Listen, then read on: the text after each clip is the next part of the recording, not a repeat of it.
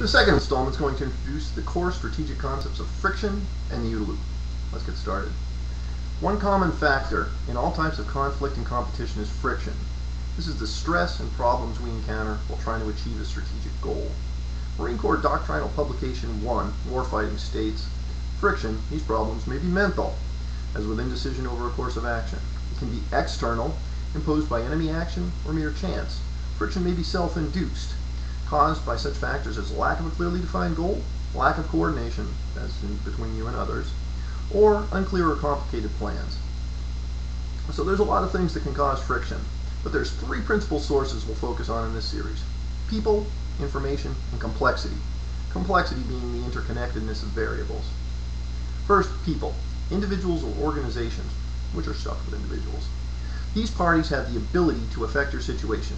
Now, these parties are not just your adversaries, it can also be your allies. For example, in litigation, you've got to account for your own witnesses. They may do some wacky stuff. In business, you've got to account for your customers and your suppliers. All of these people and others can affect the outcome you're hoping for, because at some point, even if they're on your side, their goals diverge from your own. Also, even when they're still on your side trying to help you directly, they're going to make mistakes, they'll mess things up. Our next problem is information issues, what Clausewitz called the fog of war. This occurs in every type of conflict. There's always information that you want that you don't have. There's information you have that turns out to be wrong. And then there's information you just have no idea about that just comes along and blindsides you. Finally, we have complexity. There's a universe of variables that can affect your strategic outcome. For instance, in the 2000 presidential election, no one expected that hanging chads, a voting machine defect, would play a role in the outcome. In reaching for your strategic goal, there's probably going to be more variables than you can hope to account for. This friction from all these sources can be a problem for strategists, just the way the physics version of friction is a problem for mechanical engineers. But in the same way the engineer deals with it, strategists can overcome friction by understanding the way things work, understanding the system, by having the right tools, and by planning properly. We'll discuss planning and tools in future installments. Right now, we're going to begin to understand the system and plan strategy. Specifically, we're going to begin with Boyd's OODA Loop. If you haven't encountered the OODA Loop before, OODA is an acronym for Observe, Orient, Decide, Act. At its most basic, which is the way it's depicted here, the OODA Loop describes how, as events progress, a person first observes or somehow becomes aware of what's happening. He then orients. He decides, what does this mean to me? What can I do about it? And then from there, he selects a course of action and carries it out. The key to achieving your overarching goal, the way to get to accomplish your strategy, is through action. You need to be taking intelligent, timely action to change the situation so that you can accomplish your goal. If you haven't already worked with the OODA Loop, an example would probably be really helpful for you right now. Unfortunately, I've only got 5 minutes, and examples take a lot of time. However, a student in the Army JAG 185th Officers Basic course suggested that you search on YouTube for the clip Sherlock Holmes fight scene. Search those exact words, and you'll see observe, orient, decide, act in action. If your strategic interest is litigation, I humbly offer you could pick up a copy of my book. It has a lot of examples and goes into this material in a lot more depth. In any event, your goal in executing a strategy is to have a nice tight OODA loop, to be taking intelligent action in a timely fashion. The thing working against this is friction. Friction can expand, disrupt, or overload your OODA loop. However, it can also do the same thing to your opponents, so we should really try and understand this. Expansion happens when one or more phases of the loop are slowed down. Maybe in the orient phase, you don't have enough information to make sense of what's happening.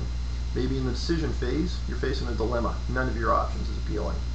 In the act phase, you might discover some new resource or precondition is necessary before you can take the action you were hoping to. Next, we have disruption. Disruption happens when you're progressing through the loop, but before you get to the act phase, there's some new event happens. Something happens, you hadn't expected it, you get knocked all the way back to the observe phase. Your whole process of orientation, decision begins over again. Finally, there's overload. The OODA loop can be overloaded when a person's trying to handle too many issues and they either lose track of what's going on, what they need to do, or the overload is just so much that they simply can't cope with the issues. They either freeze up or they just lash out blindly. We'll get into the nuance of each of these: expansion, disruption, and overload in future installments. What we're left with here is the question, how do we get that nice tight OODA loop that allows us to be taking intelligent action as fast as possible? We've got two answers: preparation and adaptability. These two are topics for future installments. But for now, note that as far as preparation, to the extent possible, you want to predict how events are likely to play out, or better yet, control the way events are playing out. If you can't predict or control, what you at least want to do is take the actions necessary to tip the odds in your favor of the events playing out the way you need them to. At the same time, you need to expect many things won't go your way. The odds won't always come up in your favor. When this happens, you've got to be prepared to adapt. You can remain adaptable by building and maintaining situational awareness, by having an inherently flexible plan, and by maintaining guideposts that help facilitate fast, accurate judgments for snap decisions. You're going to need to make these snap decisions when you get into clutch situations. Alright, I'm over my 5 minutes now, but you can consider these bullets on preparation and adaptability and what we've just offered as a map for our next installment, where we'll be discussing the logical line of operations. The LLO is an adaptable construct you can use to ensure you're adequately prepared and are maintaining the highest degree of flexibility. Thanks for your 5 minutes.